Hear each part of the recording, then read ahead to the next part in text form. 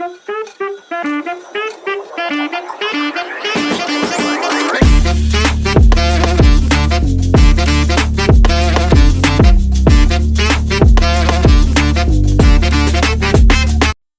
Guys welcome, सत श्री अकाल and जय राम जी की अगेन। स्वागत है आपका अपने चैनल योगिक पॉइंट पे।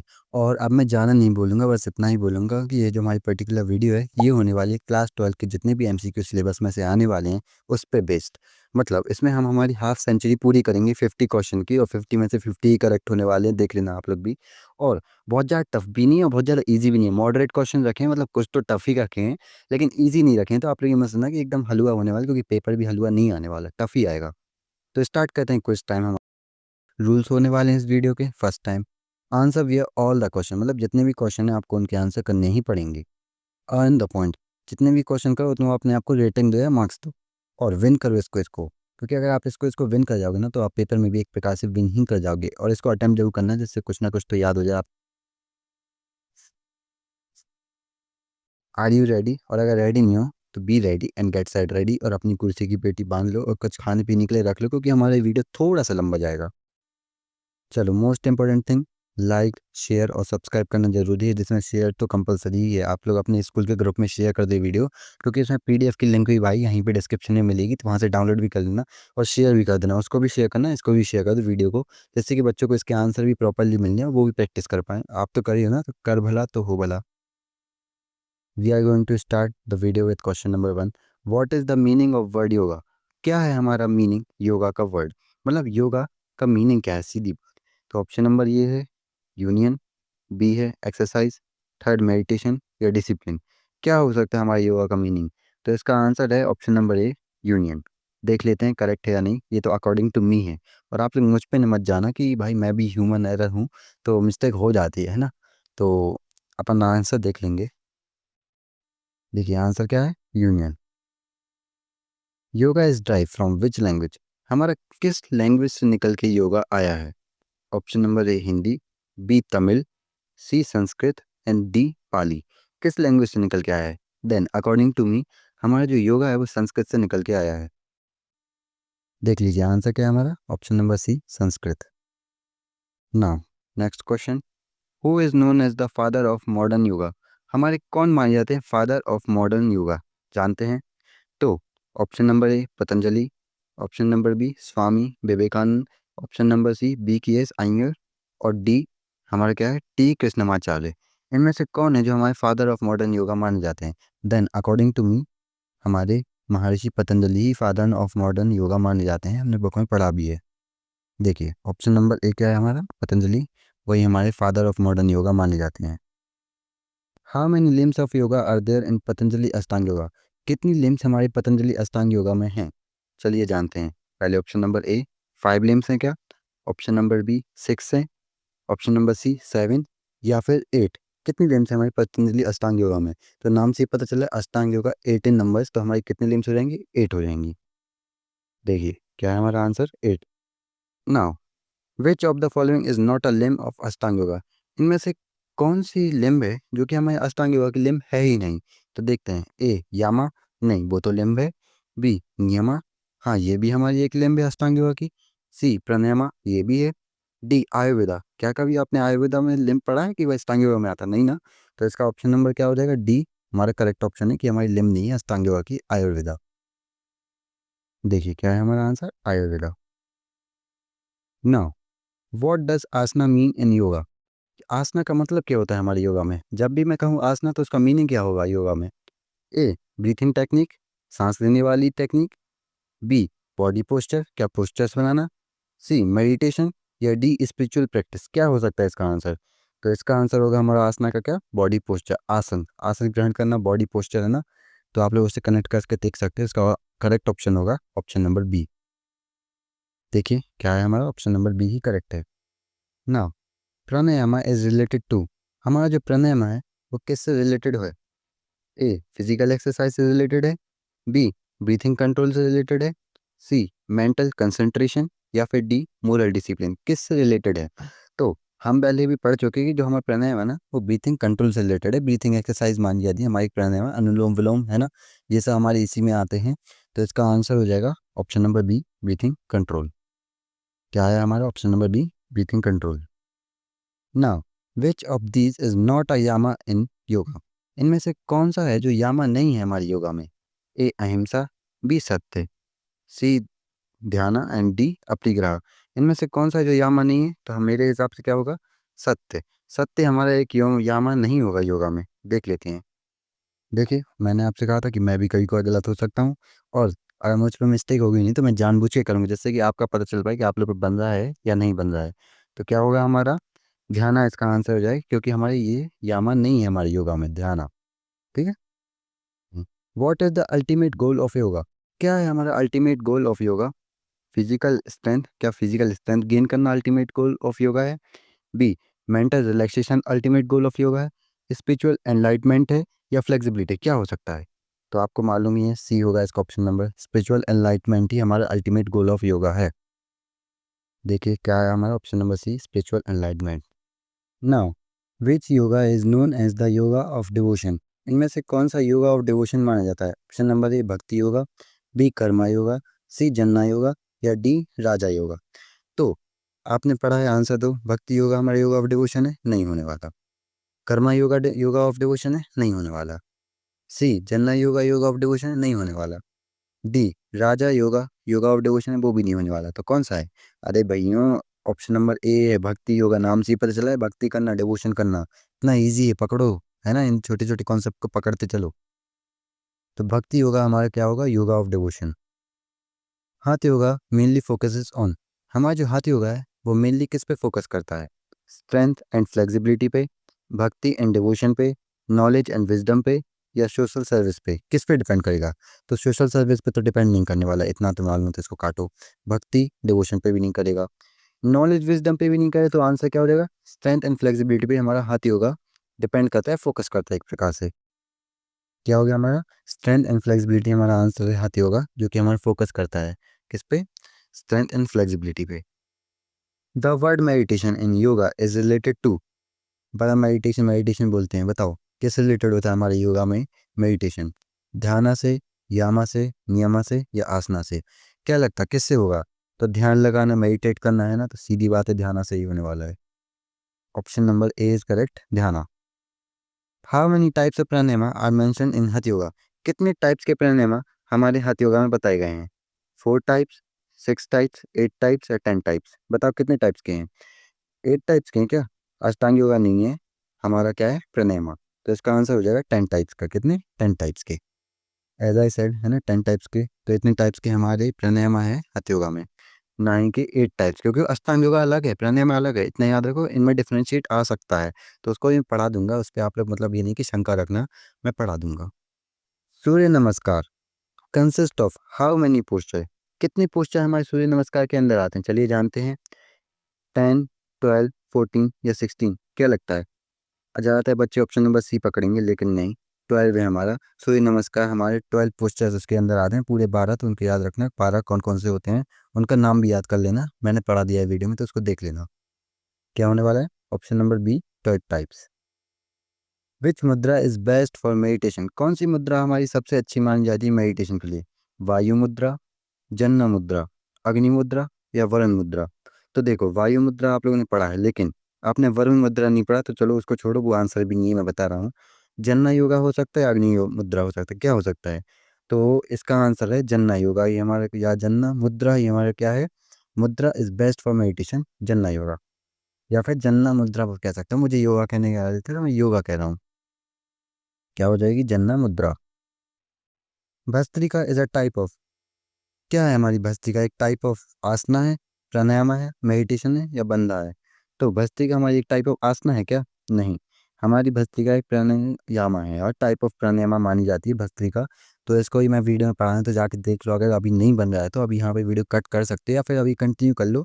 जितने मार्क्स गेन हो रहा है फिर दोबारा से देख लेना एक बार, तो आपको सब कुछ क्लियर हो जाएगा। क्या हो गया हमारा? प्राणायाम। भस्त्रिका एक टाइप है हमारी किसकी? प्राणायाम की। Which asana is beneficial for increasing concentration? कौन सा आसना हमारा बेनिफिशियल है, कंसंट्रेशन बढ़ाता है? वृक्षासना, शवासना, भुजंगासना या पवन मुक्तासन? या फिर वृक्षासन, शवासन, भुजंगासन और पवन मुक्तासन? है ना, क्या नहीं कि पिछली बार कंट्रोवर्सी टाइप हुआ थी, बच्चे कह रहे थे कि आप लोग एकदम अलग ही तरीके से बोलते हो, फिर मैं अलग तरीके से बोलता हूँ पवन मुक्तासना।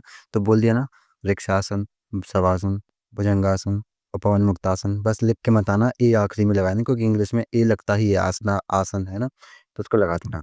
तो इसका ऑप्शन नंबर क्या हो जाएगा हमारा सही, वृक्षासना या वृक्षासन ही हमारा बेनिफिशियल होता है हमारे कंसंट्रेशन को इंक्रीज करने में। क्या हो गया answer number, Vrikshasana, option number A. Which asana is called corpse pose, इनमें से किस आसन को अपन कॉर्प्स पोज कहते हैं, शवासन को, ताड़ासन को, सुखासन को या वज्रासन को, या फिर अपनी मतलब एस्थेटिक भाषा में शवासना, ताड़ासना, सुखासना, वज्रासना, इसमें से किसको अपन कॉर्पस पोज मानते हैं। तो देख लेते हैं। तो इसका ऑप्शन नंबर होगा हमारा शवासन, यह शवासना हमारा कॉर्पस पोज माना जाता है। चलिए अब नेक्स्ट पे चलते हैं। Which yoga is known as the yoga of knowledge, yoga of knowledge कौन सा हो सकता है ना, कुछ जानने की बात कर रहे हैं। कर्मा योगा, जन्ना योगा, भक्ति योगा या हठ योगा। हिंट दे चुका हूँ, कुछ जानने की बात करें, योगा नॉलेज कुछ तो जानोगे ना, तो जन्ना योगा होगा इसका आंसर। क्या होगा, Jnana yoga. How many chakras are there in the body, हमारी बॉडी में कितने चक्रास पाए जाते हैं, चलिए जानते हैं। 5 चक्रा, 6 चक्रा, 7 या 8। तो जैसे मालूम है 7 अजूबे इस दुनिया में है ना, तो बस क्या हो जाएगा हमारा ऑप्शन नंबर सी हो जाएगा। कितने चक्रास हमारी बॉडी में है, 7। Answer number C is correct. Which system of the body benefits most from regular yoga practice, मतलब कौन से सिस्टम की बॉडी, मतलब हमें कौन से सिस्टम पे सबसे अच्छा इफेक्ट पड़ता है जब आप रेगुलर योगा प्रैक्टिस करोगे। सीधा क्वेश्चन ये है, ऐसे ही घुमा फिरा के क्वेश्चन आएंगे। तो डाइजेस्टिव सिस्टम पे सबसे अच्छा इफेक्ट होगा, रेस्पिरेटरी पे, नर्वस या ऑल ऑफ देम, क्या लगता है किस पे हो सकता है। ज़्यादातर बच्चे ऑल ऑफ देम की तरफ जाएंगे, लेकिन मैं उनके लिए बता दूं कि आप लोग पूरी तरह से सही हो बच्चों। ऑल ऑफ देम ही है इसका आंसर, मैं भी उसी की साइड था। तो ऑल ऑफ देम मतलब सभी पे हमारा योगा अच्छी तरह इफेक्ट करता है, हर एक चीज़ के लिए बेनिफिशियल होता ही है। किसके लिए, ऑल ऑफ देम।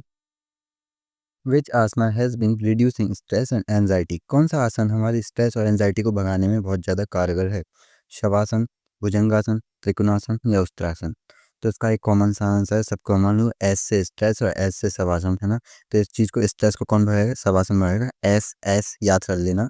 तो इसका option number A is correct. Which pranayama is the best for mental relaxation, कौन सा प्राणायाम हमारा बेस्ट माना जाता है मेंटल रिलैक्सेशन के लिए। भस्त्रिका, अनुलोम विलोम, कपालभाति या उज्जयी, क्या लगता है इनमें से कौन सा प्राणायाम हमारा बेस्ट है रिलैक्सेशन के लिए या मेंटल रिलैक्सेशन के लिए। तो अनुलोम विलोम सबको मालूम है, जैसा कि मैंने कहा था अनुलोम विलोम इसका आंसर हो जाएगा, ना ही कपालभाति।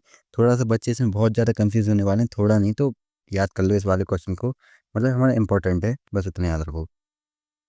विच yoga techniques is useful for improving concentration, कौन सी योगा टेक्निक हमारी यूजफुल है इम्प्रूव करने में कंसंट्रेशन। मेडिटेशन, ताड़ासना, भुजंगासन या त्रिकोणासना। तो ये तो मतलब बहुत इजी आ गया कि भाई मेडिटेशन ही हमारा कंसंट्रेशन को इम्प्रूव करता है, तो इसमें कोई बात ही नहीं है। Practising yoga regularly can help in reducing hypertension, diabetes, obesity या ऑल ऑफ देम। इस बार नहीं लगता कि भाई ऑल ऑफ देम होगा, है ना। इस बार कुछ तो सिलेक्ट करना पड़ेगा शायद। तो आप लोग इस बार लगता है सही होने वाले नहीं हो बच्चों, इस बार भी ऑल ऑफ देम है, समझ रहे हो। तो हाइपरटेंशन, डायबिटीज, ओबेसिटी को हमारा जो रेगुलर प्रैक्टिस ऑफ योगा है ना, वो सबको कम करता है। ऑल ऑफ देम ही इसका आंसर होगा, और ज़्यादा ऑल ऑफ देम ही आता है हमारा आंसर, क्योंकि पेपर में इतना टफ नहीं दिया जाता है। क्योंकि बच्चों का भाई ऑप्शनल सब्जेक्ट है, थोड़ी ऐसे कुछ करेंगे कि एकदम ऐसे कि जेई के क्वेश्चन पटक दिए जैसे फिजिक्स में आ गए थे बच्चों। चलिए, विच of these is a psychological benefit of yoga, इनमें से कौन सा साइकोलॉजिकल बेनिफिट है हमारे साइकोलॉजिकली बेनिफिट होगा हमारे योगा करने से, देखते हैं। तो स्ट्रेस रिड्यूस होगा, इंक्रीज्ड मसल्स मास, इम्प्रूव डायरेक्शन या एनहेंस्ड फ्लेक्सिबिलिटी। कौन सा लगता है ऑप्शन नंबर क्या हो सकता है, रिड्यूसेस स्ट्रेस, है ना। साइकोलॉजिकली स्ट्रेस रिलीज होगा भाई, क्यों, क्योंकि इंक्रीज मसल मास तो बॉडी थोड़ी बन जाएगी, है ना। अगर आपको मतलब एक साइकोलॉजिकल बेनिफिट मिलेगा तो थोड़ी आपका दिमाग एकदम सही होने से बॉडी बनने लगेगी। या इम्प्रूव डाइजेशन, डाइजेशन अच्छा होता तो है, लेकिन मेन तो वही आंसर है। इनहेंस फ्लेक्सिबिलिटी, फ्लेक्सिबिलिटी नहीं आने वाली भाई, उल्टी स्टिफनेस आ जाती है स्ट्रेस की वजह से। तो हमारा रिड्यूस करेगा स्ट्रेस को, तो अपने आप वो सारी चीज़ें भी बढ़ने लगेंगी। तो मेन तो यही है हमारा फंक्शन साइकोलॉजिकल बेनिफिट में योगा का। देखिए answer number, option number A is correct, reduces stress. Which yoga practice helps in increasing lung capacity, कौन सी योगा प्रैक्टिस हमारी लंग कैपेसिटी को बढ़ाती है। कपालभाति, भस्त्रिका, अनुलोम विलोम या ऑल ऑफ देम, क्या लगता है। तो इस बार हमें भी लग रहा है कि, मुझे लग रहा है कि मतलब कपालभाति होगा, लेकिन मालूम है भाई कि ऑल ऑफ देम इसका आंसर है, वो तो मुझे याद भी है क्योंकि पीडीएफ तो मैंने रेडी करी है ना, तो मिस्टेक तो नहीं होने वाली। तो कौन सी हमारी लंग कैपेसिटी को बढ़ाई, तो ऑल ऑफ देम इसका आंसर होगा, option number D is correct. देखिए क्या है हमारा, option number D is correct.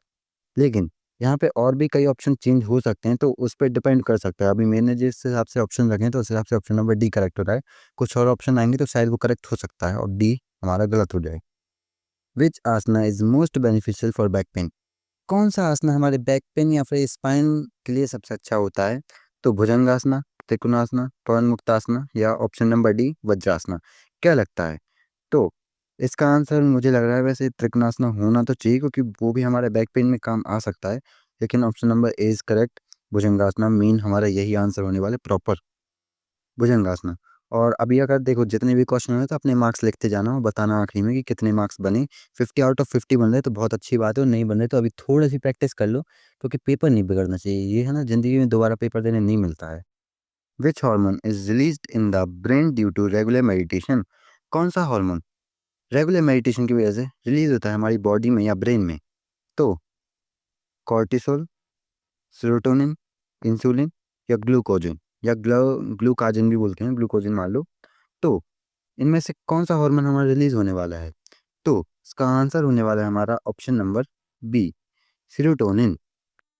क्या आ गया, सेरोटोनिन या सीरोटोनिन बोलता हूँ मैं तो आप लोग अपने हिसाब से प्रोनाउंसिएशन कर लेना क्योंकि वहाँ पे लिखना आना चाहिए। प्रोनाउंसिएशन से कोई दिक्कत नहीं होने वाली। Yoga is helpful in controlling which of the following lifestyle disorder, yoga किस चीज़ में हेल्पफुल होगा कंट्रोल करने में, इनमें से कौन सी लाइफस्टाइल डिसऑर्डर में।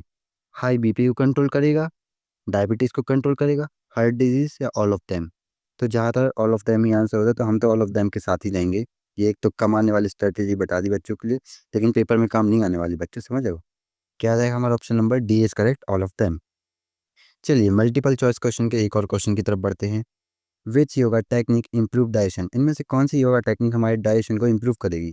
कपालभाति, सूर्य नमस्कार, वज्रासना या ऑल ऑफ देम, क्या लगता है इनमें से कौन सी है जो हमारी डाइजेशन को इम्प्रूव करेगी। तो मेरे हिसाब से इसका आंसर भी ऑल ऑफ देम ही होने वाला है क्योंकि ये सारी हमारी डाइजेशन को अच्छा करती हैं। इतना तो मुझे याद है, इस बात तुक्का नहीं मार रहा हूँ, पक्का नहीं मान रहा हूँ, सच्ची में।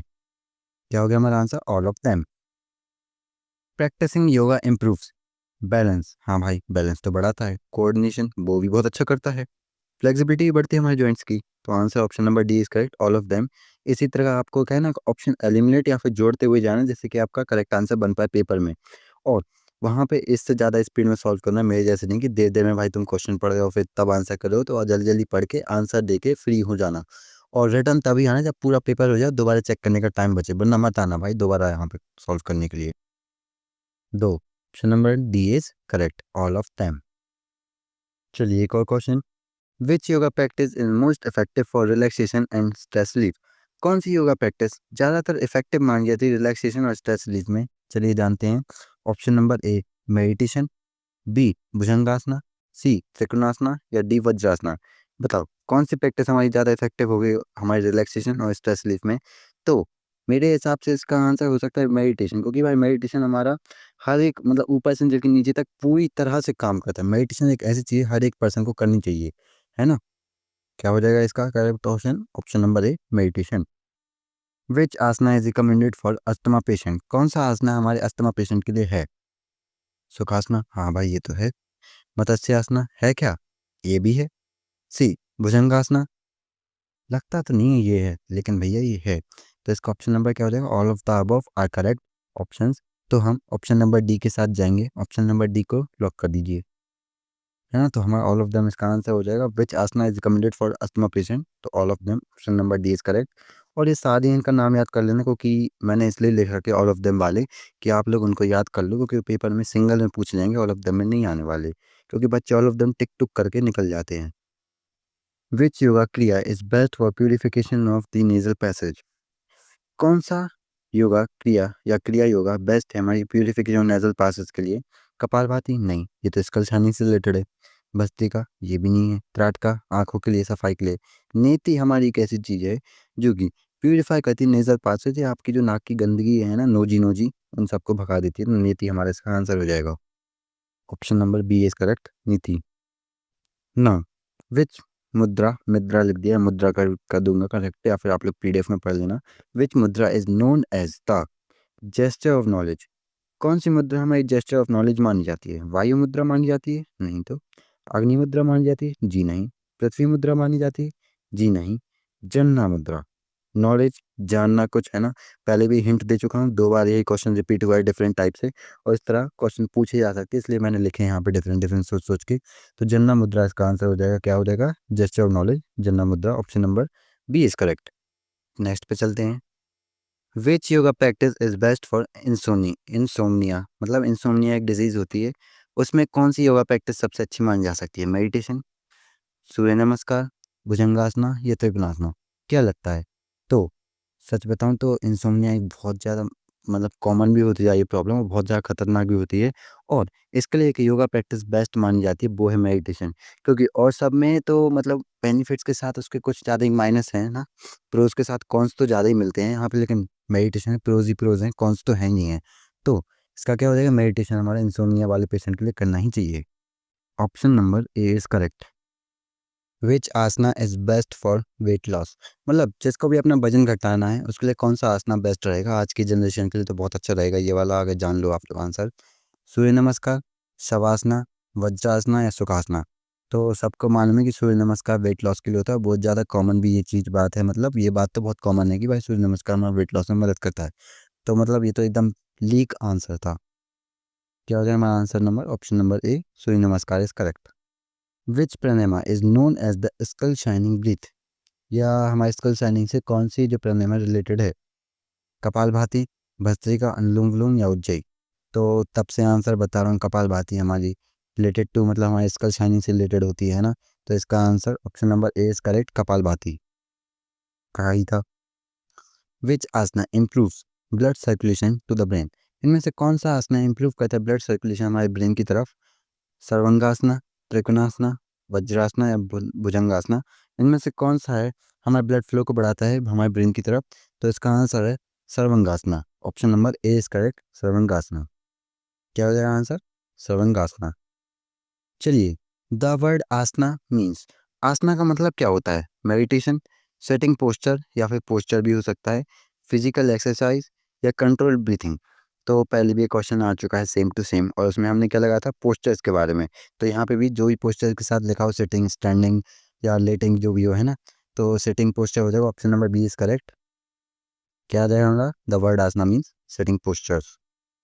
The best time to practise yoga is, सबसे अच्छा टाइम योगा को प्रैक्टिस करने का क्या है? तो ये भी लीक प्रकार से लीक ही है ये क्वेश्चन।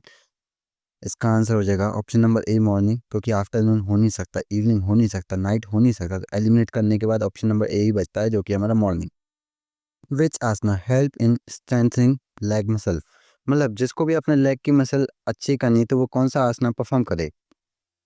वृक्षासना करे, वज्रासना करे, ताड़ासना करे, या सारे के सारे ही कर दे?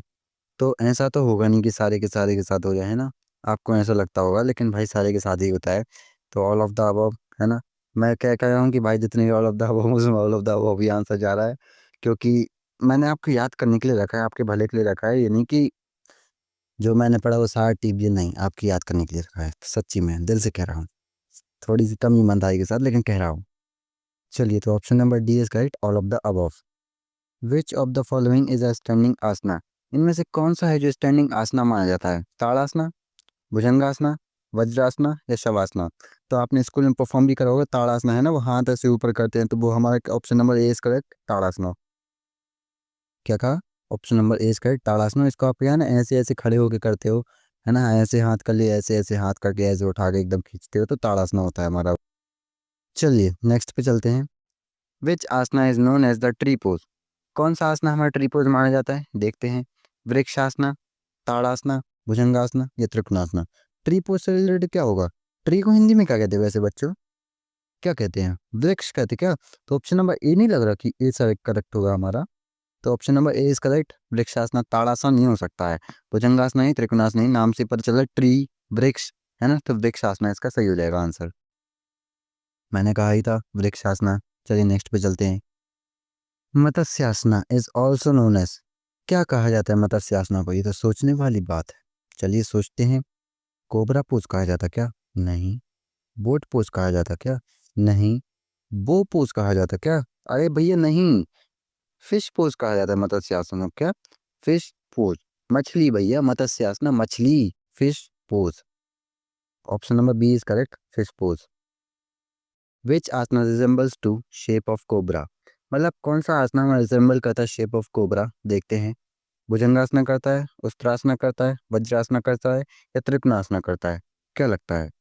तो जिसका नाम सबसे लंबा भाई वही कोबरा होगा, है ना, भुजंगासना। अब ये मत करना कि पश्चिमोत्तासना की तरफ चले जाओ, वो तो बहुत लंबा नाम हो जाता है। भुजंगासना इसका करेक्ट आंसर है। क्या? हमारा जो रिजेंबल करता है शेप ऑफ कोबरा वो हमारा भुजंगासना है। इसको आप गूगल पे भी सर्च करके देख सकते हो, या फिर मैं भी आपके लिए वीडियो में दिखा चुका हूँ, तो आप उसको भी जाके देख सकते हो और फाइंड कर सकते हो, पता कर सकते हो भुजंगासना किस प्रकार से करते हैं। Option number A is correct, Bhujangasana. वाह भाई, पश्चिमोत्तासना की बताओ उम्र बढ़ गई, है ना, नाम बोला और सीधा आ गया। Which asana is best for spinal flexibility? कौन सा आसना हमारा सबसे अच्छा माना था स्पाइनल फ्लेक्सिबिलिटी के लिए? तो देख लेते हैं। भुजंगासना माना तो जाता है वैसे ये। त्रिकोणासना मुझे लगता नहीं कि माना जाता है। पश्चिमोत्तानासना ये तो माना जाता है। देखो ये दो तो मुझे मालूम है, त्रिकोणासना का याद नहीं आया, लेकिन ऑप्शन नंबर डी मुझे लगा कि करेक्ट होगा, कि ये दो तो करेक्ट हैं, पक्का ही करेक्ट हैं। तो इसका हम आंसर देंगे ऑप्शन नंबर डी के साथ चलेंगे, ऑल ऑफ द अबव। देखो मैंने कहा था आप लोग इस प्रकार से भी फाइंड कर सकते हो, अगर आपको दो ऑप्शन मालूम है तो ऑल अबव दी के साथ जा सकते हो। क्यों? क्योंकि अगर ये दोनों करेक्ट हैं और आपको मालूम है श्योर हो भी करेक्ट हैं ही, है ना, दूसरी कॉपी में से नहीं टीपे हैं, तो ये अपने आप ही करेक्ट हो जाएगा, क्योंकि आप ऑल ऑफ द अबव लगाने वाले हो। Which asana is best for improving digestion? मतलब डाइजेशन को इम्प्रूव कौन सा आसना करता है?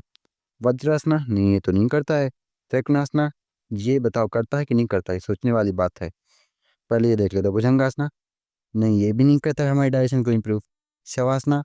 तो देखो मुझे इन दोनों में डाउट तो है, लेकिन इसका आंसर होगा शवासना, क्योंकि ये तो वो याद भी है कि शवासना ही हमारे डाइजेशन को इम्प्रूव करता है, तो इसके साथ हम जा सकते हैं। चलिए अच्छा, आखिरी में लाइक शेयर सब्सक्राइब अब आपका मन हो तो कर देना, अगर आपको मज़ा आया हो सेशन में। और मुझे बताएं कि किसके 50 में से पूरे के पूरे भैया 50 ही बन गए हैं, है ना, क्योंकि एक वो मैंने मजाक मजाक में निकाल दिया, कुछ में मुझे डाउट भी आया, मतलब दो में डाउट आया तो मेरा भी 100% नहीं रहा। लेकिन शायद आप लोगों में से कोई एक ऐसा टैलेंटेड बच्चा है, या पूरे ही टैलेंटेड बच्चे हो, कि आप लोग मुझसे भी अच्छे से जानते हो, तो बहुत अच्छी बात है। और आप लोग इसी तरह अपनी लाइफ में आगे बढ़ते रहो। और अब तो वैसे भी मैं आपसे बहुत कम ही मिलूंगा ना, अब 12th के बाद कहाँ ही होगा, है ना, आप लोग वैसे भी नहीं लेने वाले, जो लेंगे तो वो तो पढ़ेंगे, और जो नहीं लेंगे तो फिर टाटा बाय बाय। अब बुरा तो लग रहा है, फेयरवेल मना लेते हैं, है ना, साथ में, लेकिन रहने तो छोड़ो। चलिए, तो लाइक से सब्सक्राइब कर देना, मिलते हैं बाद में। Thank you to be present है ना, जितने भी बच्चे प्रेजेंट रहे इस सेशन में।